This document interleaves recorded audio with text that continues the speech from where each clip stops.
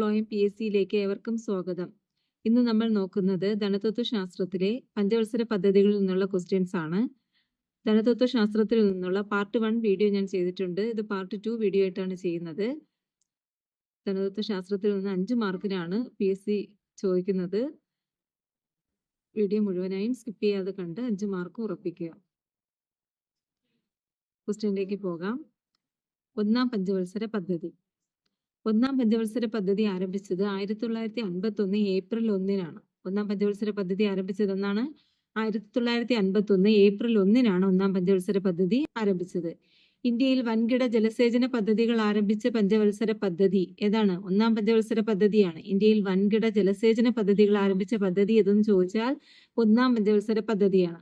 കാർഷിക പദ്ധതി എന്നറിയപ്പെടുന്ന പഞ്ചവത്സര പദ്ധതിയും ഒന്നാം പഞ്ചവത്സര പദ്ധതിയാണ്. കാർഷിക പദ്ധതി എന്നറിയപ്പെടുന്ന പഞ്ചവത്സര പദ്ധതി ഏതാണ്? ഒന്നാം പഞ്ചവത്സര പദ്ധതി. ഹരോൾഡ് ഡോമർ മാതൃക. ഹരോൾഡ് ഡോമർ മാതൃക ഏത് പഞ്ചവത്സര പദ്ധതിയാണ്? ഒന്നാം പഞ്ചവത്സര പദ്ധതിയാണ്. ഒന്നാം പഞ്ചവത്സര പദ്ധതിയുടെ ആമുഖം തയ്യാറാക്കിയ മലയാളി ആരാണ്? ഡോക്ടർ KN രാജാണ്. ഒന്നാം പഞ്ചവത്സര പദ്ധതിയുടെ ആമുഖം തയ്യാറാക്കിയ Malayali doctor KN Raj. Community development programme, കുടുംബാസൂത്രണം എന്നിവ ആവിഷ്കരിച്ചത് ഒന്നാം പഞ്ചവത്സര പദ്ധതി കാലത്താണ്. എന്തൊക്കെയാണ്? കമ്മ്യൂണിറ്റി ഡെവലപ്മെന്റ് പ്രോഗ്രാം, കുടുംബാസൂത്രണം എന്നിവ ആവിഷ്കരിച്ചത് ഒന്നാം പഞ്ചവത്സര പദ്ധതി കാലത്താണ്. UGC നിലവിൽ വന്നതും ഒന്നാം പഞ്ചവത്സര പദ്ധതി കാലത്താണ്. ഇന്ത്യയിലെ പ്രധാനപ്പെട്ട 5 IIT-കൾ നിലവിൽ വന്നതും ഒന്നാം പഞ്ചവത്സര പദ്ധതി കാലത്താണ്. അപ്പൊ എന്തൊക്കെയാണ്? UGC നിലവിൽ വന്നതും അതുകൂടാതെ ഇന്ത്യയിലെ 5 IIT-കൾ നിലവിൽ വന്നതും ഒന്നാം പഞ്ചവത്സര പദ്ധതി കാലത്താണ്. ഒന്നാം പഞ്ചവത്സര പദ്ധതി കാലത്ത് നിർമ്മിച്ച പ്രധാന അണക്കെട്ടുകളാണ് ഫക്രാനങ്കൽ, ഹിരാക്കുഡ് എന്നിവ. ഇപ്പോൾ ഒന്നാം പഞ്ചവത്സര പദ്ധതി കാലത്ത് നിർമ്മിച്ച അണക്കെട്ടുകൾ ഏതൊക്കെയാണ്? ഫക്രാനങ്കൽ, ഹിരാക്കുഡ് എന്നിവയാണ്. ഒന്നാം പഞ്ചവത്സര പദ്ധതി ലക്ഷ്യമിട്ട വളർച്ചാ നിരക്ക് 2.1% ആയിരുന്നു. കൈവരിച്ചത് 3.6% വളർച്ചാ നിരക്ക് കൈവരിച്ചു ഒന്നാം പഞ്ചവത്സര പദ്ധതി. അപ്പോൾ ഒന്നാം പഞ്ചവത്സര പദ്ധതിയിൽ നിന്നുള്ള ഇത്രയും മെയിനായിട്ട് ചോദിക്കാൻ സാധ്യതയുള്ള ക്വസ്റ്റ്യൻസ് ഇതൊക്കെയാണ്. ഒന്നാം പഞ്ചവത്സര പദ്ധതി ആരംഭിച്ചത് 1951 ഏപ്രിൽ 1-നാണ്. ഇന്ത്യയിൽ വൻകിട ജലസേചന പദ്ധതികൾ ആരംഭിച്ച പഞ്ചവത്സര പദ്ധതി, കാർഷിക പദ്ധതി എന്നറിയപ്പെടുന്ന പദ്ധതി, ഹരോൾഡ് ഡോമർ മാതൃക എന്നറിയപ്പെടുന്ന പദ്ധതി, ഒന്നാം പഞ്ചവത്സര പദ്ധതിയുടെ ആമുഖം തയ്യാറാക്കിയ മലയാളി ഡോക്ടർ KN രാജാണ്. കമ്മ്യൂണിറ്റി ഡെവലപ്മെന്റ് പ്രോഗ്രാം, കുടുംബാസൂത്രണം എന്നിവ ആവിഷ്കരിച്ച പദ്ധതി, UGC നിലവിൽ വന്ന പദ്ധതി, 5 IIT-കൾ ഇന്ത്യയിൽ നിലവിൽ വന്ന പദ്ധതി, പിന്നെ ഫക്രാനങ്കൽ, ഹിരാക്കുഡ് എന്നീ അണക്കെട്ടുകൾ നിർമ്മിച്ച പദ്ധതി, ഇതെല്ലാം ഒന്നാം പഞ്ചവത്സര പദ്ധതി കാലത്താണ് നിലവിൽ വന്നത്. ഒന്നാം പഞ്ചവത്സര പദ്ധതി കൈവരിച്ച വളർച്ചാ നിരക്ക് എന്ന് പറയുന്നത് 3.6% വളർച്ചാ നിരക്ക് കൈവരിച്ചു. അടുത്ത് രണ്ടാം പഞ്ചവത്സര പദ്ധതി. 1956 മുതൽ 61 വരെയാണ് രണ്ടാം പഞ്ചവത്സര പദ്ധതി. 1956 മുതൽ 61 വരെ. രണ്ടാം പഞ്ചവത്സര പദ്ധതി ഊന്നൽ നൽകിയത് വ്യവസായത്തിനാണ്. വ്യവസായത്തിന് ഊന്നൽ നൽകിയ പഞ്ചവത്സര പദ്ധതിയാണ് രണ്ടാം പഞ്ചവത്സര പദ്ധതി. മഹലനോബിസ് മാതൃക എന്നറിയപ്പെടുന്നു. രണ്ടാം പഞ്ചവത്സര പദ്ധതി അറിയപ്പെടുന്നത് മഹലനോബിസ് മാതൃക എന്നാണ്. സോഷ്യലിസത്തിൽ അധിഷ്ഠിതമായ സമൂഹത്തെ വാർത്തെടുക്കുക എന്ന ഉദ്ദേശമുണ്ടായിരുന്ന പഞ്ചവത്സര പദ്ധതിയാണ് രണ്ടാം പഞ്ചവത്സര പദ്ധതി. സോഷ്യലിസത്തിൽ അധിഷ്ഠിതമായ സമൂഹത്തെ വാർത്തെടുക്കുക എന്ന ഉദ്ദേശമുണ്ടായിരുന്ന പഞ്ചവത്സര പദ്ധതി. രണ്ടാം പഞ്ചവത്സര പദ്ധതി കാലത്ത് നിർമ്മിച്ച പ്രധാന വ്യവസായശാലകളാണ് ഭിലായി, റൂർക്കേല എന്നിവ.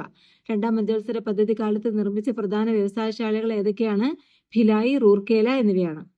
അപ്പൊ രണ്ടാം പഞ്ചവത്സര പദ്ധതിയിൽ എന്തൊക്കെയാണ്? 1956 മുതൽ 61 വരെയാണ് രണ്ടാം പഞ്ചവത്സര പദ്ധതി കാലയളവ്. രണ്ടാം പഞ്ചവത്സര പദ്ധതി ഊന്നൽ നൽകിയത് വ്യവസായത്തിനാണ് ഊന്നൽ നൽകിയത്. മഹലനോബിസ് മാതൃക എന്നറിയപ്പെടുന്ന പദ്ധതിയാണ്. സോഷ്യലിസത്തിൽ അധിഷ്ഠിതമായ സമൂഹത്തെ വാർത്തെടുക്കുക എന്ന ഉദ്ദേശമുണ്ടായിരുന്ന പഞ്ചവത്സര പദ്ധതി ഏതെന്ന് ചോദിച്ചാൽ ഏതാണ്? രണ്ടാം പഞ്ചവത്സര പദ്ധതിയാണ്. രണ്ടാം പഞ്ചവത്സര പദ്ധതി കാലത്താണ് ഭിലായി, റൂർക്കേല എന്നീ വ്യവസായശാലകൾ ആരംഭിച്ചത്. അപ്പം വ്യവസായത്തിന് ഊന്നൽ നൽകിയ പഞ്ചവത്സര പദ്ധതിയാണ് രണ്ടാം പഞ്ചവത്സര പദ്ധതി. അതുകൊണ്ട് തന്നെ ഭിലായി, റൂർക്കേല എന്നീ വ്യവസായശാലകൾ രണ്ടാം പഞ്ചവത്സര പദ്ധതി കാലത്താണ് നിർമ്മിച്ചത്. ഓക്കെ. മൂന്നാം പഞ്ചവത്സര പദ്ധതി. മൂന്നാം പഞ്ചവത്സര പദ്ധതി 1961 മുതൽ 66 വരെയാണ് മൂന്നാം പഞ്ചവത്സര പദ്ധതി.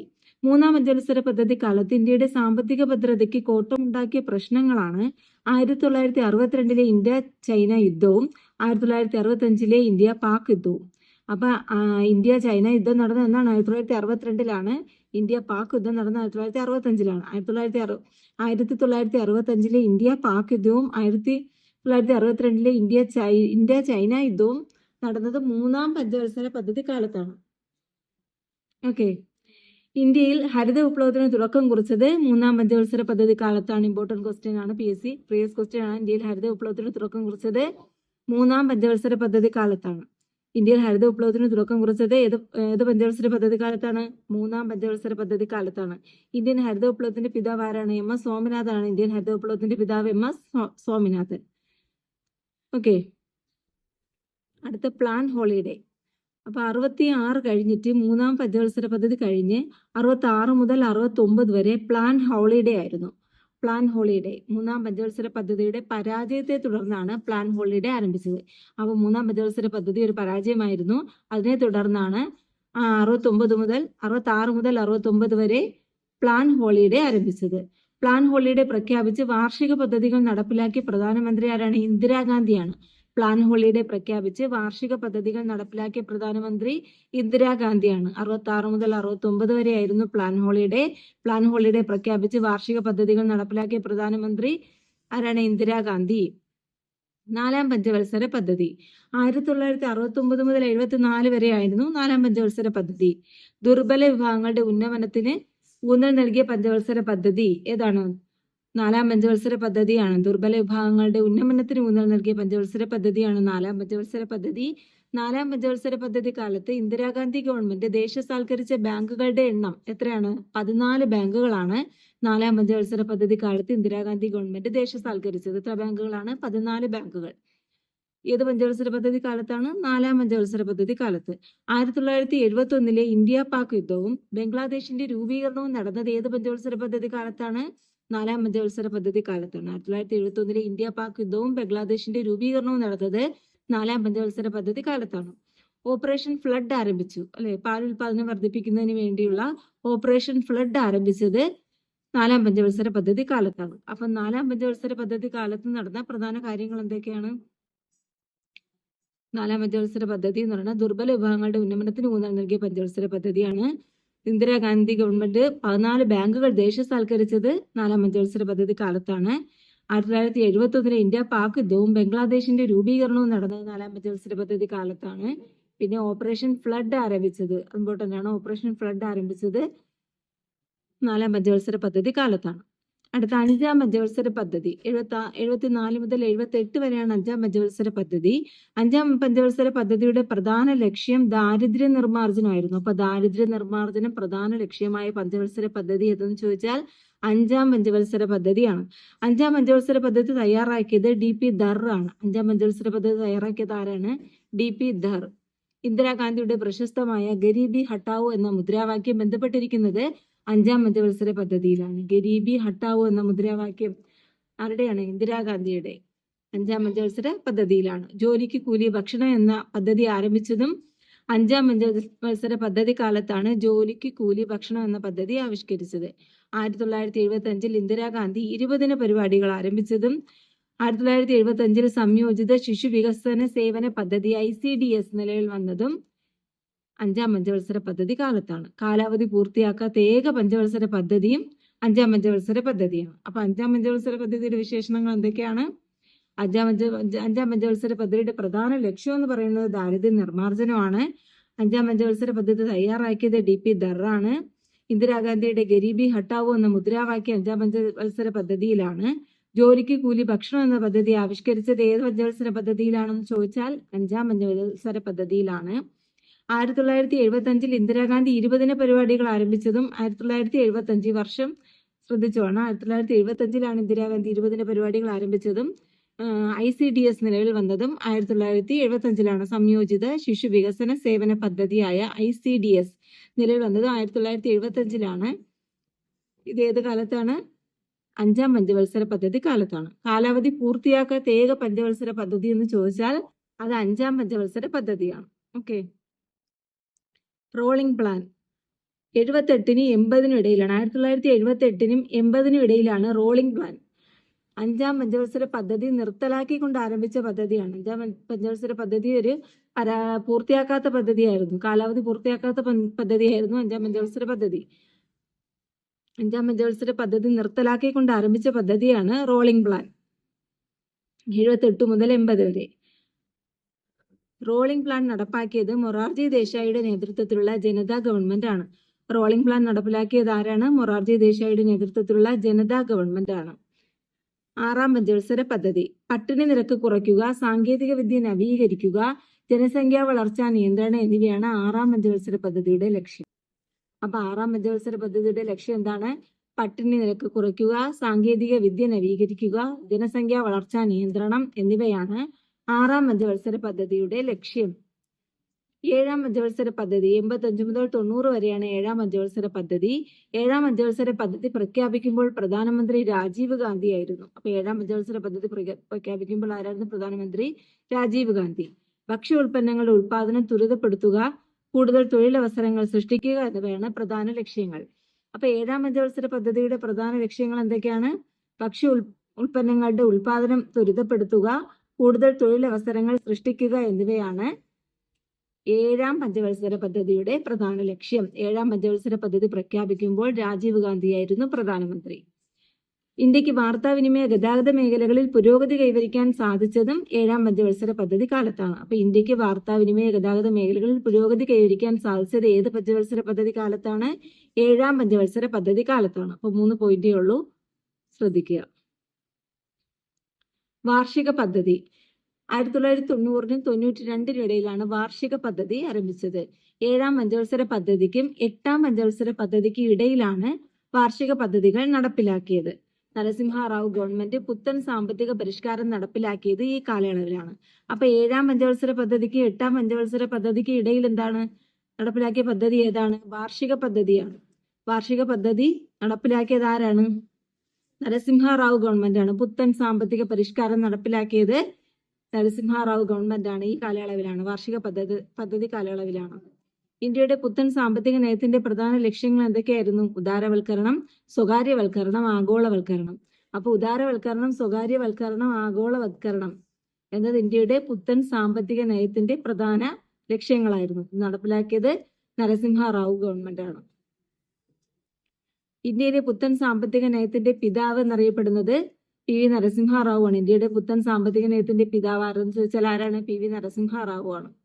ഓക്കെ. അടുത്ത 8-ാം പഞ്ചവത്സര പദ്ധതി 92 മുതൽ 97 വരെയുള്ള കാലയളവിലാണ് 8-ാം പഞ്ചവത്സര പദ്ധതി. മൻമോഹൻ മോഡൽ എന്നറിയപ്പെടുന്ന പഞ്ചവത്സര പദ്ധതി എന്ന് ചോദിച്ചാൽ ഏതാണ്? 8-ാം പഞ്ചവത്സര പദ്ധതിയാണ്. പ്രീവിയസ് ക്വസ്റ്റ്യൻ ആണ്. മൻമോഹൻ മോഡൽ എന്നറിയപ്പെടുന്ന പഞ്ചവത്സര പദ്ധതി ഏത്? 8-ാം പഞ്ചവത്സര പദ്ധതി. 8-ാം പഞ്ചവത്സര പദ്ധതിയുടെ അടിസ്ഥാന ലക്ഷ്യം എന്തായിരുന്നു? മാനുഷിക വികസനം. വളരെ ഇമ്പോർട്ടന്റ് ആണ്. മാനുഷിക വികസനം ലക്ഷ്യമാക്കിയുള്ള പഞ്ചവത്സര പദ്ധതി ഏത്? 8-ാം പഞ്ചവത്സര പദ്ധതി. 8-ാം പഞ്ചവത്സര പദ്ധതിയുടെ അടിസ്ഥാന ലക്ഷ്യം എന്താണ്? മാനുഷിക വികസനം. National stock exchange, panchayat Raj എന്നിവ നിലവിൽ വന്ന പഞ്ചവത്സര പദ്ധതി 8-ാം പഞ്ചവത്സര പദ്ധതിയിലാണ്. 3 പോയിന്റ് 8-ാം പഞ്ചവത്സര പദ്ധതിയിൽ നിന്നുള്ളൂ. മൻമോഹൻ മോഡൽ എന്നറിയപ്പെടുന്ന പഞ്ചവത്സര പദ്ധതിയാണ്.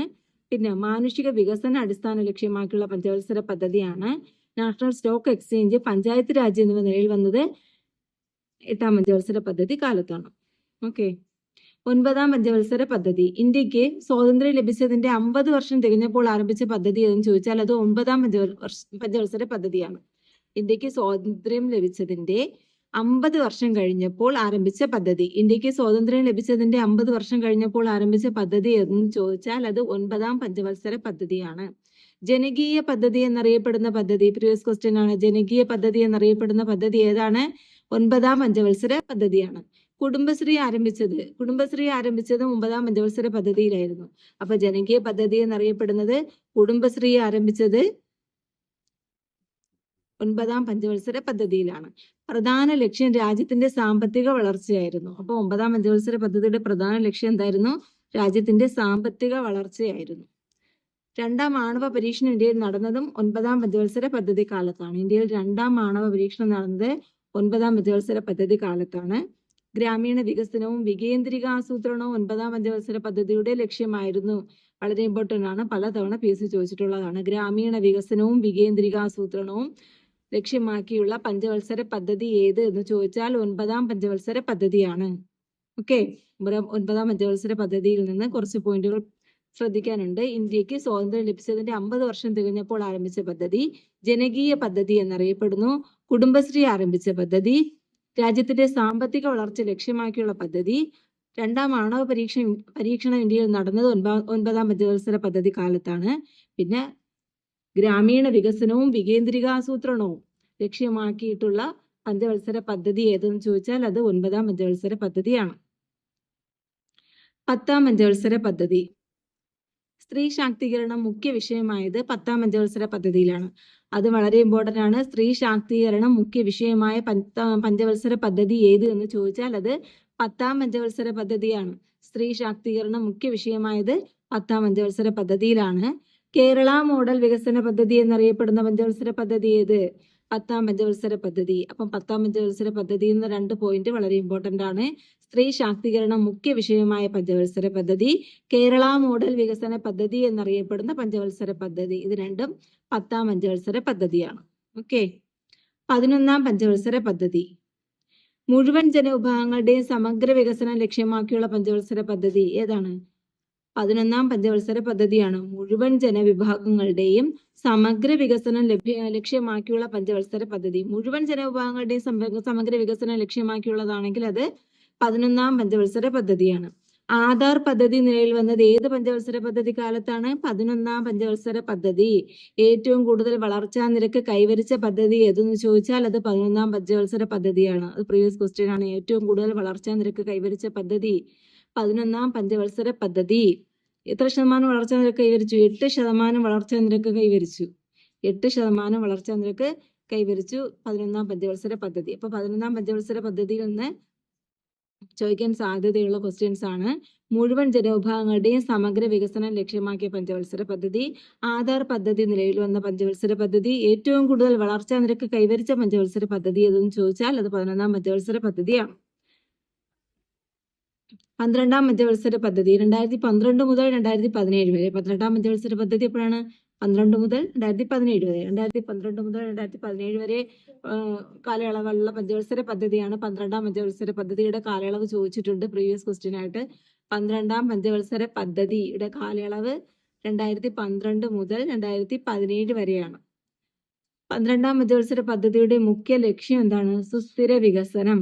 12ാം പഞ്ചവത്സര പദ്ധതിയുടെ മുഖ്യ ലക്ഷ്യം സുസ്ഥിര വികസനം. അപ്പൊ സുസ്ഥിര വികസനം മുഖ്യ ലക്ഷ്യമായുള്ള പഞ്ചവത്സര പദ്ധതി ഏതാണ്? 12ാം പഞ്ചവത്സര പദ്ധതിയാണ്. ഓക്കെ. വളരെ പ്രധാനപ്പെട്ട തിരഞ്ഞെടുത്ത ക്വസ്റ്റ്യൻസ് ആണ് ഇതെല്ലാം. ഇത്രയും പഠിച്ചാൽ തന്നെ പഞ്ചവത്സര പദ്ധതിയിൽ നിന്ന് ഏത് ക്വസ്റ്റ്യൻ ചോദിച്ചാലും എഴുതാൻ പറ്റും. ഓക്കെ. നന്നായി പഠിക്കുക. ഉപകാരപ്പെട്ടെങ്കിൽ സബ്സ്ക്രൈബ് ചെയ്യാൻ മറക്കല്ലേ. Thank you.